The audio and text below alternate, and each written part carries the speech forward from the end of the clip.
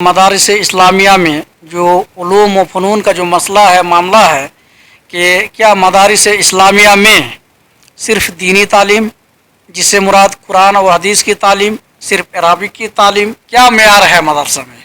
आइए इसके बारे में बेहतर जानकार हैं, विशेषज्ञ हैं इस बारे में, मौलाना तनवीर जकी अल-मदनी हफ़िज़हुल्लाह के हवाले हम सवाल करते हैं और उनसे हम लोग जानने की कोशिश इंशाअल्लाह करेंगे। जी, सबसे पहले मैं सीमांचल ज्ञान केंद्र को मुबारकबाद पेश करता हूं और उसी तरह से हमारे बड़े भाई जनाब तौसीक आलम साहब को भी मुबारकबाद पेश करता हूं कि उन्होंने इस तरह के टॉपिक को समाजी इल्मी जो मौज़ूआत हैं, इस तरह के मौज़ूआत को भी उन्होंने अपने मीडिया में जगह देने की कोशिश की है। एक अच्छी पेशरफ्त है, एक अच्छी पहल है।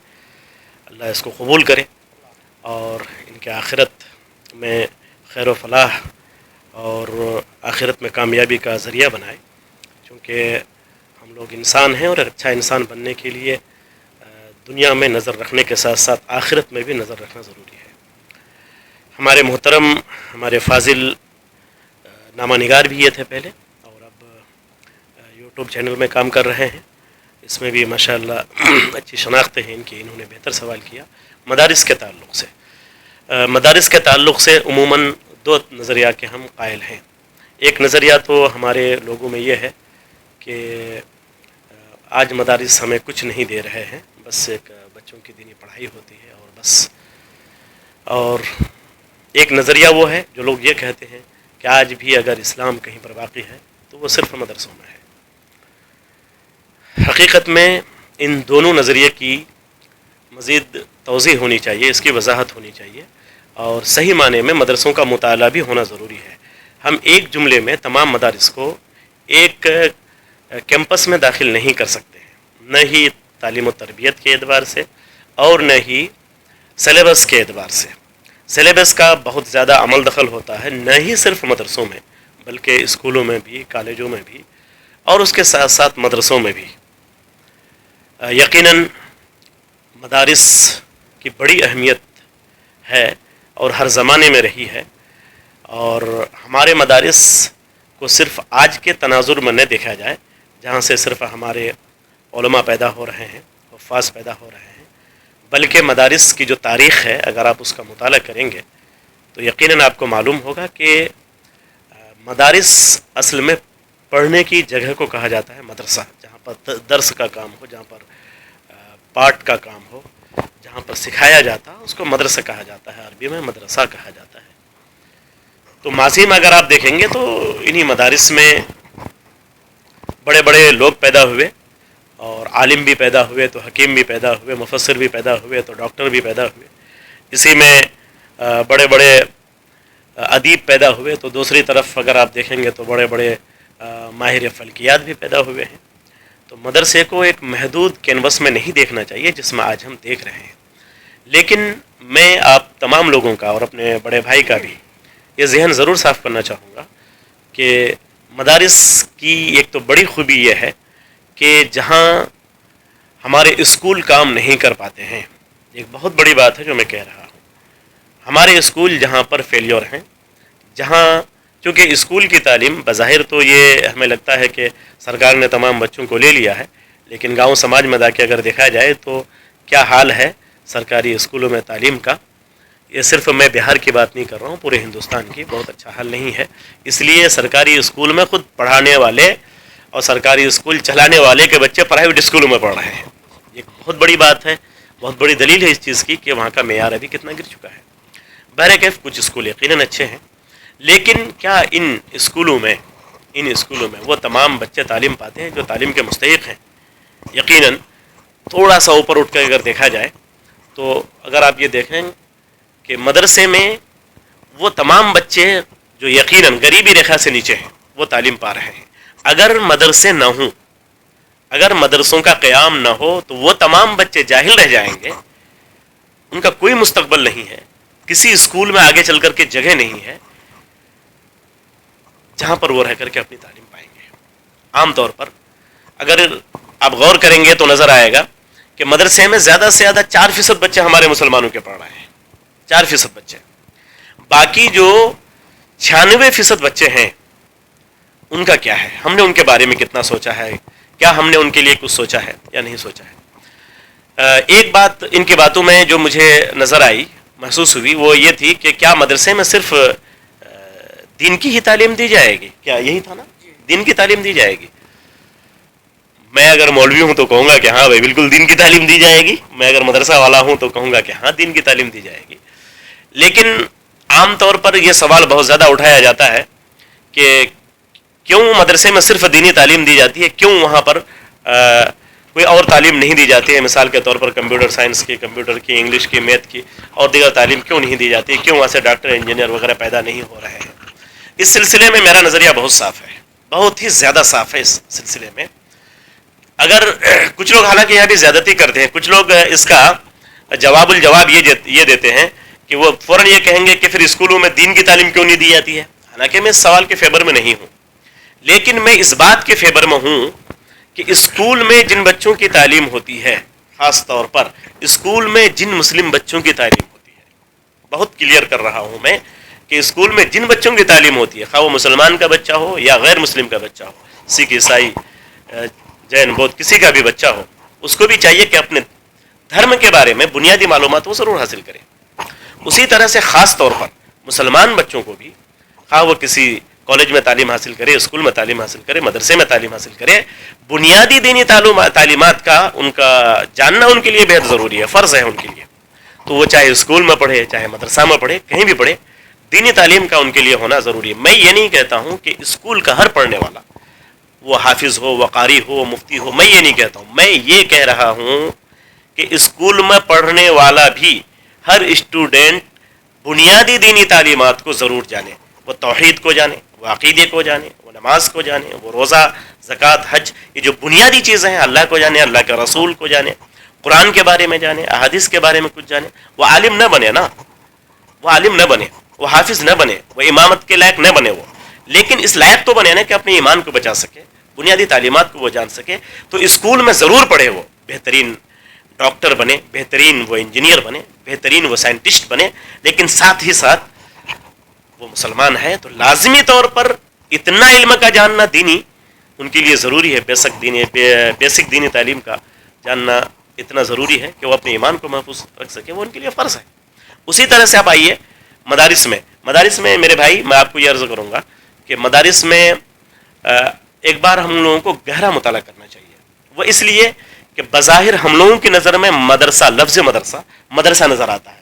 پھر وہ دارالعلوم دیوبند ہو، وہ جامعہ سلفیہ ہو، وہ دارالندۃ العلماء ہو، یا وہ منظر اسلام ہو، یا اور بھی کوئی، تمام مکاتب فکر کے مدرسہ جو مدارس ہیں ہمیں سیم نظر آتے ہیں، لیکن سچائی یہ نہیں ہے. میں جامعہ سلفیہ میں پڑھ رہا تھا، اور جامعہ سلفیہ میں 2001 میں کمپیوٹر سیکھ چکا تھا. اس وقت اسکولوں میں کمپیوٹر آیا بھی نہیں تھا. کیا شیخ عبدالحلیم صاحب؟ اس وقت 2001 میں اسکولوں میں کمپیوٹر آیا نہیں تھا. اس وقت ہم لوگوں کو وہاں پر اس کی تعلیم دی جاتی تھی، سرٹیفکیٹ دی گئی 2001 میں. تو ڈپینڈ یہ ہوتا ہے کہ مدارس کے چلانے والے کیسے ہیں، وہاں کا نصاب کیسا ہے. آپ اگر اس کے دیکھ لیں، آپ ندوے کے نصاب کو دیکھ لیں، جامعہ سلفیہ کے نصاب کو دیکھ لیں، آپ چمپارن میں جو ہے ہم لوگ کا اپنا ادارہ جامعہ ابن تیمیہ کے نصاب کو دیکھ لیں، جامعۃ الامام بخاری کے نصاب کو دیکھ لیں، سنابل دلی میں اس کے نصاب کو دیکھ لیں، جامعہ محمدیہ مالیگاؤں کے نصاب کو دیکھ لیں، جامعۃ الامام البانی کے نصاب کو آپ دیکھ لیں. یہ نصاب عصری اور دینی، اس میں مقدم دین کو رکھا گیا ہے، لیکن ایسا نہیں کہ عصری تعلیم سے اس کو اگنور کیا گیا ہے، بالکل نہیں. اس کی زندہ مثال یہ میں نے آپ کو دی کہ ہم لوگ 2001 میں جامعہ سلفیہ میں ہم لوگ کمپیوٹر باضابطہ اس کی کلاس ہوتی تھی، ہم لوگ کو سکھایا جاتا تھا. اور آپ کو پتہ ہے کہ انگلش وغیرہ تو وہاں اول کلاس سے لے کر فضیلت تک وہاں پر تعلیم ہوتی ہے. ندوے کا نصاب آپ آج کسی سے ڈھکا چھپا نہیں ہے، لیکن کچھ ادارے آج بھی ایسے ہیں جہاں وہ فرسودہ نظام تعلیم آج بھی ہے. میں اس سلسلے میں یہ عرض کرنا چاہوں گا کہ قرآن اپنی جگہ پر ہے، تفسیر اپنی جگہ پر ہے، حدیث اپنی جگہ پر ہے، فقہ اپنی جگہ پر ہے، عربی تعلیم اپنی جگہ پر ہے.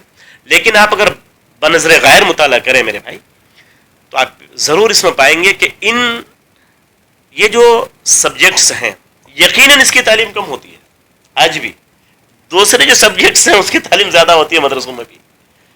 تو جہاں پر آج بھی فلسفہ کی تعلیم ہوتی ہو، جہاں پر آج بھی فارسی کی تعلیم آج بھی دی جاتی ہو، تو یہاں میں ضرور کہوں گا کہ ایسے مدرسے کو ان کے ذمہ داروں کو چاہیے کہ اس پر نظر ثانی کریں. نہ فارسی جنت کی زبان ہے، نہ انگلش جہنم کی زبان ہے کہ نہیں؟ فارسی کو ہٹا کر کے انگلش رکھنا، یہ وقت کی ابھی زبان ہے، لسان العصر ہے یہ. تو وہ مادے جس کا دین سے براہ راست کوئی تعلق نہیں ہے اس کو تو چینج کیا جا سکتا ہے، اور یقیناً چینج کیا جانا چاہیے. ابھی جو ایگزام ہوا BPSC کا ایگزام ہوا، میرے سامنے جو فہرست آئی فارغین کی مدارس سے، الحمدللہ مجھے بڑی خوشی ہوئی. اور آپ سنیں گے تو آپ کو تعجب ہوگا اور حیرانی ہوگی، خوشی کی حیرانی ہوگی کہ جامعہ ابن تیمیہ سے فارغین کی بڑی تعداد ان لوگوں کو نوکری ملی ہے. ہمارے مدرسے کے نظامیہ مدارس کا فارغین ہے. پہلی لسٹ آئی تو اس میں تقریباً 60 تھی، دوسری لسٹ آئی تو اس میں بھی 50 سے زیادہ تھی. جامعہ سلفیہ کے جو فارغین ہیں ان کی بڑی لسٹ آئی ہے. دارالعلوم بوجھگاؤں، دارالعلوم ضیاء الاسلام بوجھگاؤں ندوی کی ایک شاخ ہے، اس کے کافی فارغین کو وہاں سے پڑھنے والوں کی بڑی تعداد ہماری BPSC ان لوگوں نے پاس کی، اس کی نوکری ہوئی ہے. جامعۃ الامام بخاری ہے اور جو دیگر ادارے ہیں. تو جہاں کا نصاب تعلیم درست کیا گیا ہے، آپ اگر اس میں داخل ہوں گے تو آپ کو خوشی ہوگی یہ جان کر اور یہ سن کر کہ وہ دین اور دنیا دونوں کو لے کے چل رہے ہیں. دقت وہاں ہے جہاں اب تک فرسودہ نظام تعلیم قائم ہے. ایک منٹ، جہاں پر اب تک فرسودہ نظام تعلیم قائم ہے، لیکن افسوس کی بات یہ ہے کہ لوگوں کی نظروں میں عام مدارس کا جو تصور ہے وہ ان کی تعداد بھی زیادہ ہے، اور یہ وہی مدارس ہیں جہاں پر اب تک نظر ثانی نہیں ہوئی ہے. مجھے لگتا ہے کہ کافی حد تک بات کلیئر ہو گئی ہوگی. اس چیز کو اور واضح کریں کہ جیسے میڈیکل کا لائن ہے، انجینئرنگ کا ہے، اس کے بعد جو ہے سول کا ہے جس میں IAS IPS شامل ہے، اس طرح سے جو دیگر ہیں، یہ بہت بڑا فیلڈ ابھی تک ہمارا خالی ہے. وکالہ لوگوں سے ہمارا فیلڈ خالی ہے، جج کے میدان میں ہم خالی ہیں. یہ جو ہے کیا آپ کو مطلب جو ہے آنے والے 10 سال میں امید کی جا سکتی ہے؟ سماج اس بات کو جو ہے امید کے ساتھ یہ بات کہہ سکتی ہے کہ یہ جو ہے آنے والے 10 سال میں اس طرح کے میدان میں بھی یہاں کے بچے شامل ہو سکتے ہیں اور بہتر کارکردگی میں ہوں گے؟ جی شیخ. پہنچی وہیں پہ خاک جہاں کا خمیر تھا. میں تو یہ آپ سے کہوں گا کہ اب تک کیوں نہیں ہوا، ورنہ تو ہم اس قوم کے سپوت ہیں، ہم اس قوم کے نام لیوا ہیں، ہم اس قوم کے بیٹے ہیں جہاں پر بیٹے تو بیٹے بیٹیوں نے جھنڈا گاڑا ہے، جہاں پر بیٹیوں نے جھنڈا گاڑا ہے. اور آپ کو یہ سن کر تعجب ہوگا کہ ورلڈ میں سب سے پہلے میڈیکل سرٹیفکیٹ کسی ادارے نے جو ایشو کیا ہے، اس ادارے کا نام ہے جامعۃ القرویین. جامعۃ القرویین، اس کو انگلش میں کہا جاتا ہے یونیورسٹی آف القرویین. یہ موروکو میں ہے، اور یہ یونیورسٹی آج یونیورسٹی ہے. شروع میں ایک مدرسہ کی شکل میں اس کی بنیاد رکھی گئی تھی، جامعہ مدرسے کو عام طور پر کہا جاتا ہے. لیکن جس طرح سے جامعۃ الامام البخاری پہلے جامعہ ایک مدرسہ کی حیثیت رکھتا تھا، آج الحمدللہ ایک یونیورسٹی کی حیثیت اختیار کر چکا ہے. اللہ اس کو اور ترقی کے منازل عطا کرے، آمین. تو جامعۃ القرویین موروکو میں اس کی بنیاد ڈالی گئی آکسفورڈ سے بھی پہلے. میں تاریخی حقائق آپ کو بتا رہا ہوں، آکسفورڈ سے بھی 237 سال پیشتر بنیاد ڈالی گئی جامعۃ القرویین کی، جو بعد میں چل کر کے جس کا نام یونیورسٹی آف القرویین پڑا. اور آج بھی وہ یونیورسٹی یا وہ مدرسہ بدستور قائم ہے، زندہ ہے، تعلیم ہوتی ہے، ایک دن بھی اس میں تعلیم بند نہیں ہوئی.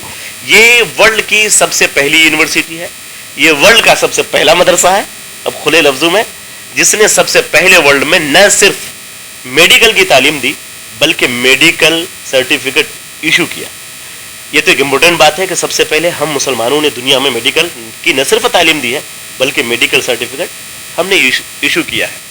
لیکن یہ حیرانی کی بات نہیں ہے. حیرانی کی بات یہ ہے کہ وہ مدرسہ یا وہ جامعہ یا وہ یونیورسٹی جس کو جامعۃ القرویین یا یونیورسٹی آف القرویین کہا جاتا ہے، اس کا فاؤنڈر کوئی توثیق بھائی نہیں ہے، کوئی عبد الحلیم صاحب نہیں ہے، کوئی تنویر نہیں ہے، بلکہ اس کا فاؤنڈر ایک لیڈی ہے جس کا نام فاطمہ بنت محمد الفہری القرشی ہے. ہماری لڑکیوں نے وہ کام کیا ہے اور ورلڈ میں سب سے پہلے جھنڈا گاڑا ہے. اور آپ کہتے ہیں کہ 10 سال میں، یہ تو ہم لوگوں پہ بھائی لعنت ہے کہ ہم لوگ نہیں کر پا رہے. ہماری بہنوں نے پہلے ماضی میں کر دکھایا ہے، سب سے پہلے دنیا کو میڈیکل سرٹیفکیٹ ہم نے دیا. ہم جو چیز نہیں کر پا رہے ہیں اس کا الزام قوم پہ تو آ سکتا ہے، سسٹم کی کمزوریوں پہ تو آ سکتا ہے، اسلام پہ نہیں آ سکتا ہے. مدرسے میں وہ قوت ہے کہ ورلڈ میں سب سے پہلے میڈیکل سرٹیفکیٹ ایشو کیا, اور آپ کہہ رہے ہیں کہ 10 سال میں ہم کر کیوں نہیں پائیں گے؟ بس ہم کر نہیں رہے ہیں. آج قوم کے پیسے فضولیات میں خرچ ہوتے ہیں. اتنا جو ہے مطلب آکسفورڈ سے اتنا دن پہلے, تو یہ جو ہے پھر یہ سلسلہ بیچ میں بند کہاں سے ہو گیا؟ کس نے منع کر دیا اس قوم کو؟ منع کسی نے نہیں کیا, منع کسی نے نہیں کیا. اسلام سب سے اسپرٹ والا دین ہے, اور آج بھی سب سے تیزی سے پھیلنے والا اگر کوئی دین ہے تو وہ اسلام ہے, اور جس میں واقعی جو نیچر ہے, جو فطرت ہے, وہ اسلام سے قریب ہے. بس یہ ہے کہ ہم لوگوں کی سستی اور کاہلی نے اور فضولیات میں داخل ہونے کی وجہ سے شادی میں بے بہا پیسے خرچ کر دیں گے, اور دیگر چیزوں میں دکھاوا کے لیے ہم پیسے خرچ کر دیں گے. لیکن ایک وہ چیز جو ہمارے کام کی چیز ہے, مثال کے طور پر ہم اپنے گھر میں ٹی وی سجا لیں گے, وہ نیوز چینل دیکھیں گے جو زبردستی دکھایا جاتا ہے, لیکن آپ کا ایک ٹی وی چینل ہے, لوگ اس کو سپورٹ کریں, وہاں انسان رک جاتا ہے. وہاں 40,000 50,000 کر کے بڑا سا LCD لے کے آتا ہے, لیکن یہ 5 روپے وہ تعاون کرنے کے لیے پیچھے ہٹ جاتا ہے. سیم قصہ ہے. شادیوں میں 20-20 لاکھ روپے خرچ کرتے ہیں, وہ ناجائز, اور وہ 20,000 کا چندہ کسی ایسے سسٹم کو نہیں دے سکتے جو ان چیزوں کی طرف قدم بڑھا رہا ہے. یہ کمزوری ہم لوگوں کی, ایمان کی کمزوری اور عمل کی کمزوری ہے.